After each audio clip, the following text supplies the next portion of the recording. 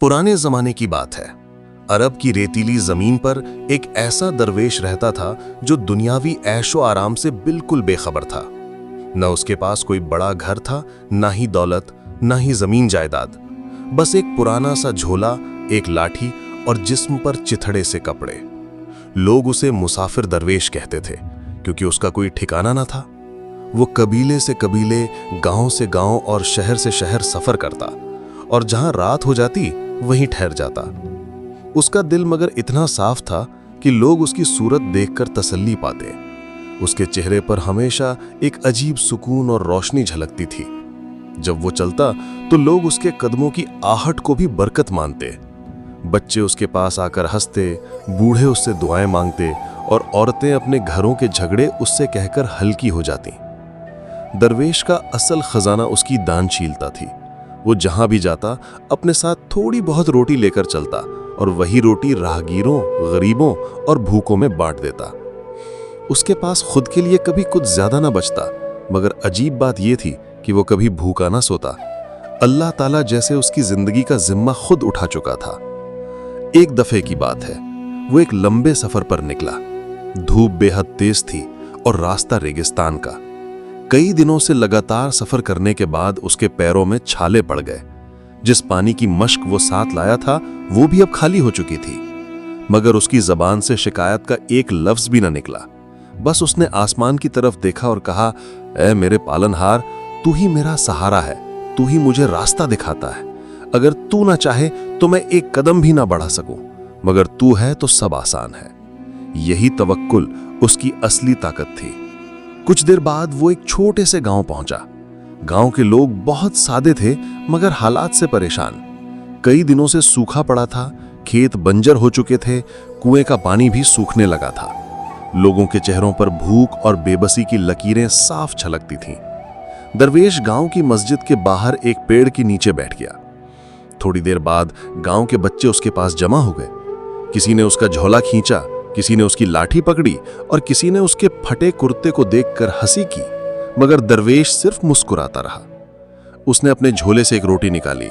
रोटी इतनी पुरानी थी कि सख्त हो चुकी थी, मगर दरवेश ने उसे तोड़ा और बच्चों की तरफ बढ़ाया। बच्चे भूख से इतने बेहाल थे कि झपट कर रोटी लेने लगे। दरवेश ने प्यार से उन्हें रोका और कहा, बच्चों, रोटी झगड़ कर मत लो, अल्लाह का दिया बांट कर खाओ, तभी बरकत होगी। उसने रोटी के छोटे छोटे टुकड़े किए और हर बच्चे को बराबर हिस्सा दिया। बच्चे रोटी पाकर ऐसे खुश हुए जैसे उन्हें सोना मिल गया हो। उनकी आंखों में चमक आ गई। ये मंजर देखकर मस्जिद का इमाम बाहर आया। उसने दरवेश की हालत देखी और कहा, ए अजनबी, तू खुद भूखा है और अपनी रोटी दूसरों को बांट रहा है, क्यों? दरवेश ने धीमी आवाज में जवाब दिया, क्योंकि जब मैं दूसरों का पेट भरता हूं तो अल्लाह मेरा पेट भर देता है। मैंने कभी हिसाब नहीं रखा कि मैंने कितना दिया और मुझे कितना मिला, मगर मैंने हमेशा यह देखा कि देने से कमी नहीं होती बल्कि बरकत होती है। गांव के लोग जो दूर खड़े ये मंजर देख रहे थे, दरवेश की बातों से हैरान रह गए। उनमें से एक बूढ़ा आदमी बोला, हम तो हमेशा यही सोचते रहे कि हमारे पास कुछ नहीं है देने के लिए, मगर तू तो खुद कुछ नहीं रखता और फिर भी देता है। शायद यही वजह है कि तेरे चेहरे पर यह सुकून है। दरवेश ने मुस्कुराकर कहा, हाँ भाई, जब इंसान अपना दिल साफ कर ले और हर काम अल्लाह के नाम पर करे तो उसके चेहरे पर नूर आ ही जाता है। धीरे धीरे गांव में दरवेश की चर्चा फैल गई। लोग उसके पास आने लगे, कोई अपने गम सुनाने, कोई दुआ लेने और कोई सिर्फ उसके पास बैठने। वो सबकी बातें सुनता, उन्हें सांत्वना देता और जो थोड़ी बहुत रोटी उसके पास होती बांट देता। इसी दौरान गांव में एक बड़ा अमीर ताजर भी रहता था, मगर वो बेहद कंजूस और घमंडी था। जब उसे दरवेश की दानशीलता की बातें मालूम हुई तो वो चिढ़ गया। उसने गांव वालों से कहा, तुम लोग इस फटेहाल मुसाफिर से क्यों प्रभावित हो रहे हो? इसके पास ना घर है, ना दौलत, ना सोना चांदी, ये तुम्हें क्या दे सकता है? असली ताकत मेरे पास है। मेरे पास अनाज के गोदाम हैं, ऊंट हैं, नौकर हैं। लोग तुम मेरी तरफ देखें, ना कि इस भिखारी की तरफ। मगर गांव वालों के दिल अब बदलने लगे थे।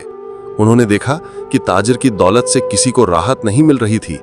वो अपने अनाज के गोदाम बंद करके बैठा था, जबकि दरवेश अपनी आखिरी रोटी भी बांट रहा था। गांव की औरतें अक्सर दरवेश के पास आती और उससे दुआ कराती। एक दिन एक औरत अपने बीमार बेटे को लेकर आई। बच्चा कई दिनों से बुखार में तप रहा था और गांव के हकीम भी उसका इलाज न कर पाए थे। औरत ने रोते हुए दरवेश से कहा, दरवेश बाबा, आप अल्लाह के नेक बंदे हो, मेरे बेटे के लिए दुआ कर दो। दरवेश ने बच्चे के सर पर हाथ रखा, आंखें बंद की और धीमी आवाज में अल्लाह से दुआ की। ऐ शिफा देने वाले अल्लाह, ये बच्चा तेरी अमानत है, इसकी माँ का दिल टूटा हुआ है, इसे शिफा अता कर। लोगों की आंखों के सामने बच्चे का बुखार धीरे धीरे उतरने लगा, उसकी सांसें हल्की होने लगीं। वो आंखें खोलकर मुस्कुराया। माँ ने चीख कर कहा, सुभान अल्लाह, ये तो चमत्कार है। गांव वाले अब दरवेश को और ज्यादा मानने लगे, मगर ताजिर का दिल जल उठा। उसने तय किया कि वो किसी भी तरह इस मुसाफिर को गांव से निकाल देगा। लेकिन उसे यह अंदाजा ना था कि अल्लाह जिसको अपनी रहमत का जरिया बना ले, उसे कोई ताकत नहीं रोक सकती। गांव में दरवेश की इज्जत बढ़ने लगी। लोग उसकी बातें सुनते, उससे दुआएं लेते और उसके पास बैठकर अजीब सा सुकून पाते।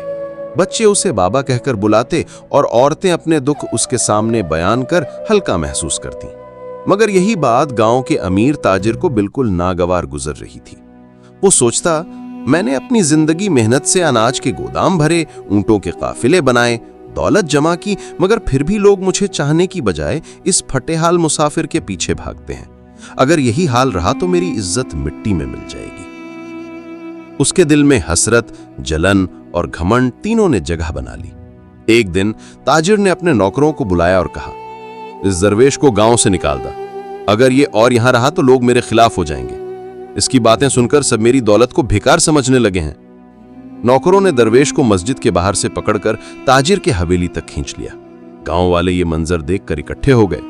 ताजिर ने दरवेश से कहा, ऐ अजनबी, तू कौन है जो मेरे गांव में आकर लोगों को बहकाता है? तेरे पास है ही क्या?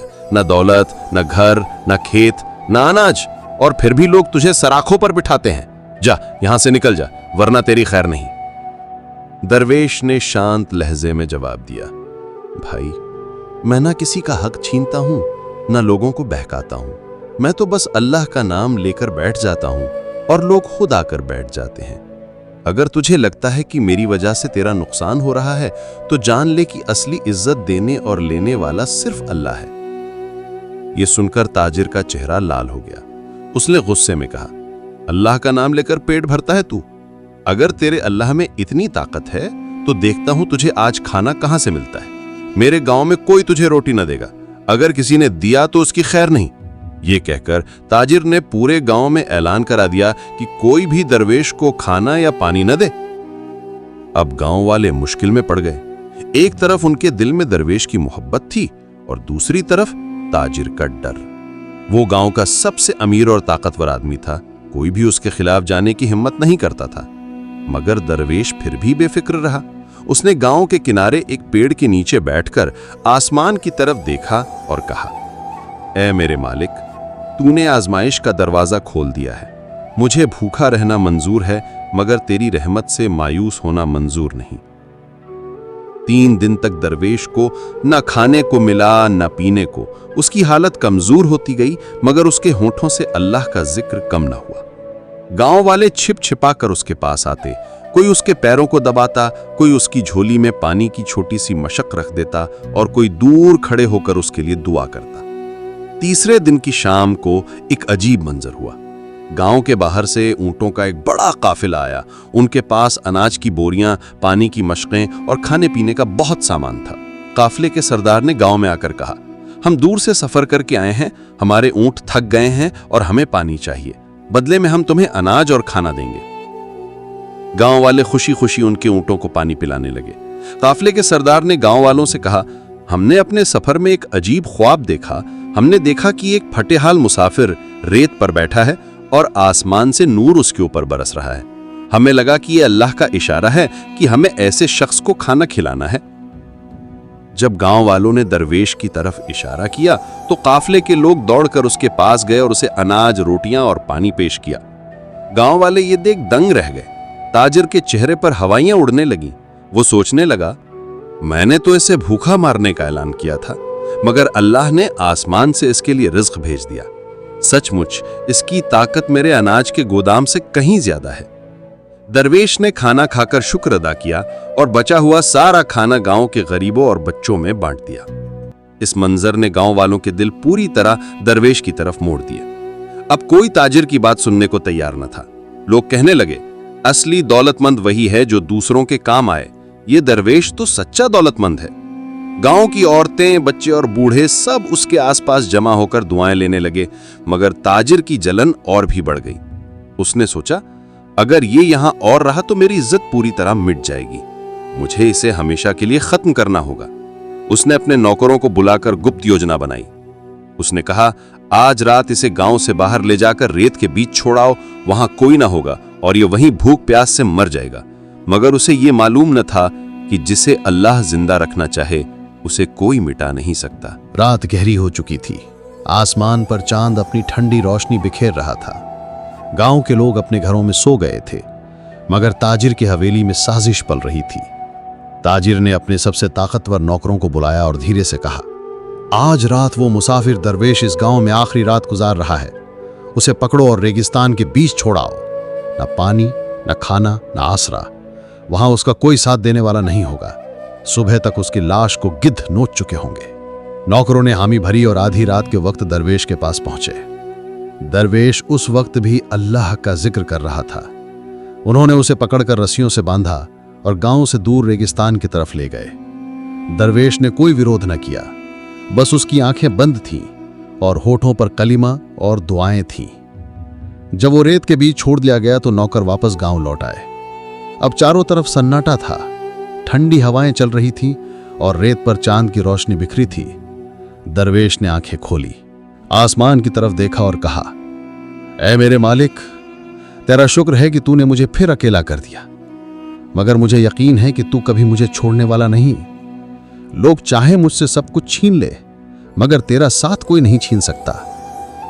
उसने आंखें मूंद ली और वहीं रेत पर लेट गया। धीरे धीरे नींद ने उसे घेर लिया। सुबह हुई तो एक अजीब नजारा सामने आया। दरवेश के आसपास एक बड़ा काफिला खड़ा था। उनके ऊंटों के गले में घंटियां बंधी थीं और उन पर पानी की मशकें और अनाज की बोरियां लदी थीं। काफिले का सरदार दरवेश को देखकर बोला, सुभान अल्लाह, वही चेहरा, वही रोशनी जो मैंने अपने ख्वाब में देखी थी।